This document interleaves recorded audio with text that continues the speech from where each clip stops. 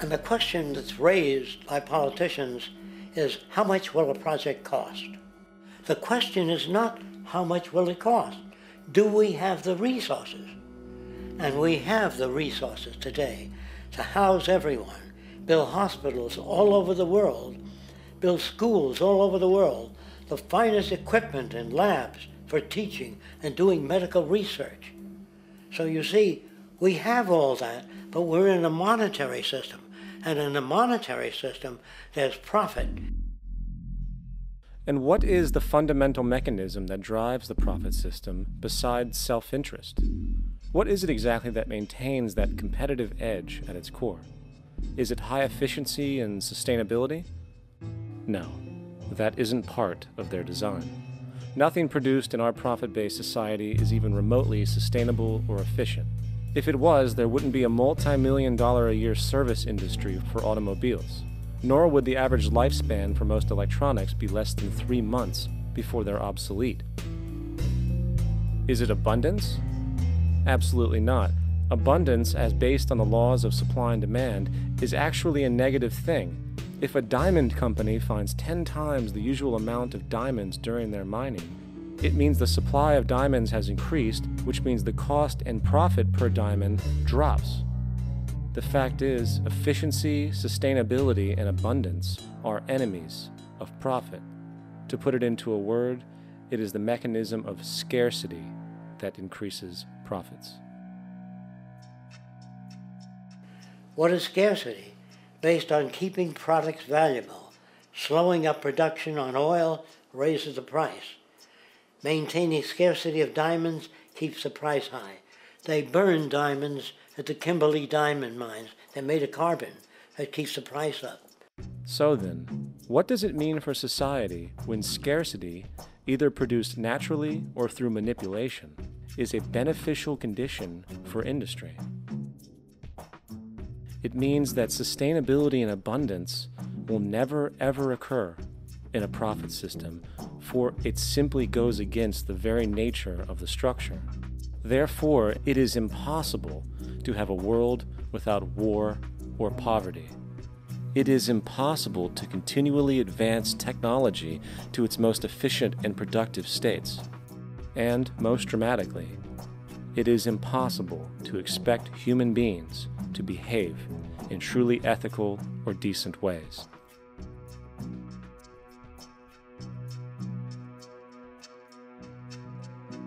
People use the word instinct because they can't account for the behavior.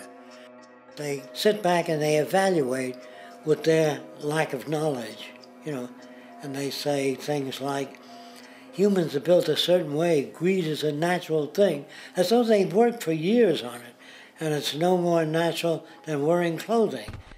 What we want to do is to eliminate the causes of the problems, eliminate the processes that produce greed and bigotry and prejudice and people taking advantage of one another and elitism, eliminating the need for prisons and welfare.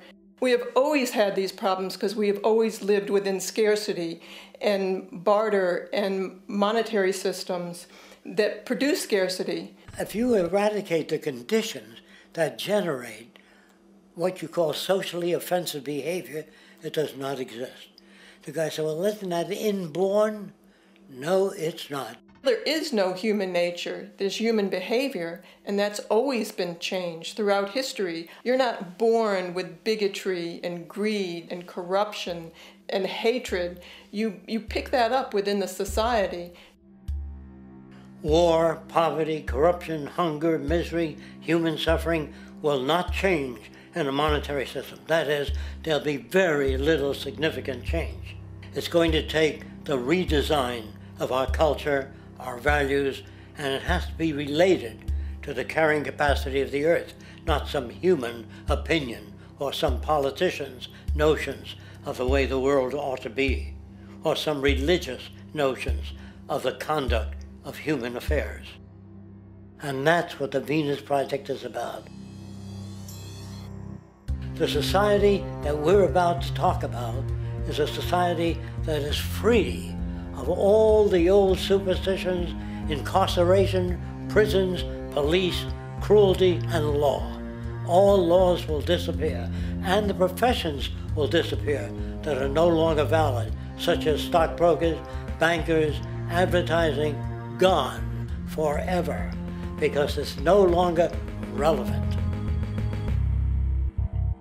When we understand that it is technology devised by human ingenuity which frees humanity and increases our quality of life, we then realize that the most important focus we can have is on the intelligent management of the Earth's resources.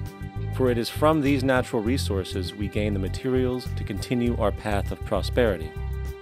Understanding this, we then see that money fundamentally exists as a barrier to these resources, for virtually everything has a financial cost.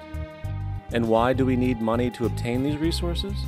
Because of real or assumed scarcity.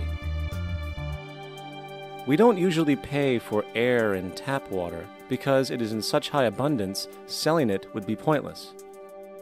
So then, logically speaking, if resources and technologies applicable to creating everything in our societies, such as houses, cities, and transportation, were in high enough abundance, there would be no reason to sell anything.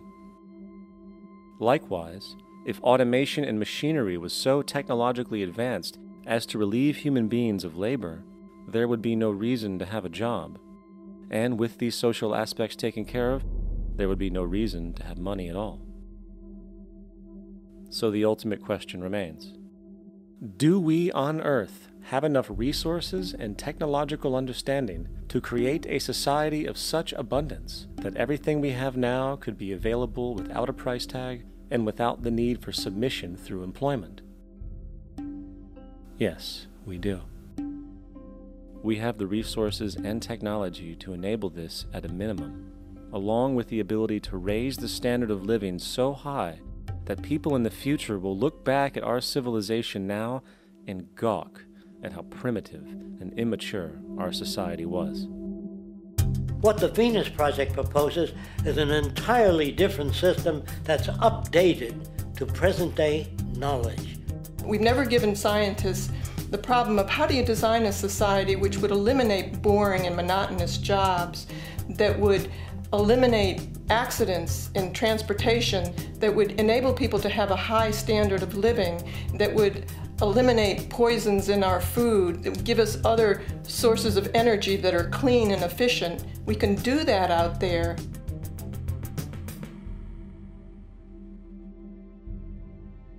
The major difference between a resource-based economy and a monetary system is that a resource-based economy is really concerned with people and their well-being, where a monetary system has become so distorted that the concerns of the people are really secondary, if they're there at all.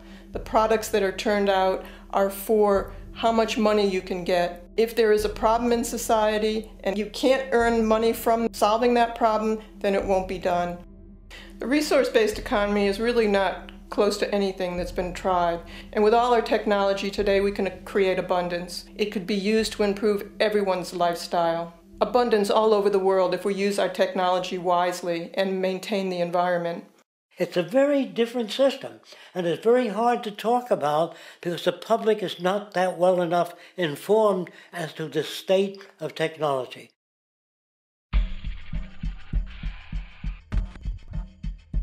At present, we don't have to burn fossil fuels. We don't have to use anything that would contaminate the environment. There are many sources of energy available. Alternative energy solutions pushed by the establishment, such as hydrogen, biomass, and even nuclear, are highly insufficient, dangerous, and exist only to perpetuate the profit structure that industry has created.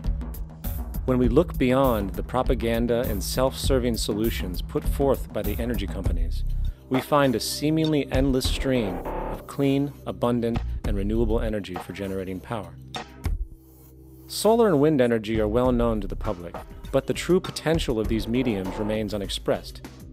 Solar energy, derived from the sun, has such abundance that 1 hour of light at high noon contains more energy than what the entire world consumes in a year. If we could capture 1/100th of a percent of this energy, the world would never have